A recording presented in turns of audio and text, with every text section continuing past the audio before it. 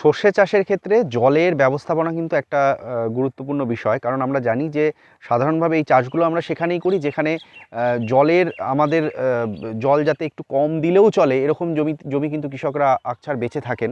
যেখানে একটু জলের অভাব রয়েছে সেই সব জায়গায় এই ধরনের ফসল চাষ খুব লাভজনক হয়।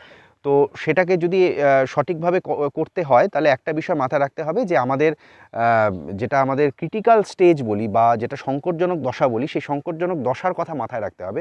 সর্ষের ক্ষেত্রে দুটো দশা একদম সংকটজনক দশা। সেটা হলো যখন আপনার এই শাখা পোশাখা বিস্তার হচ্ছে সেটা একটা, আর একটা যখন শুটি গঠন হচ্ছে সেই সময়। এই দুটো সময় যেন মাটিতে জলের অভাব একেবারেই না থাকে। এই দুটো সময় কিন্তু আমাকে জল দিতে হবে জমিতে।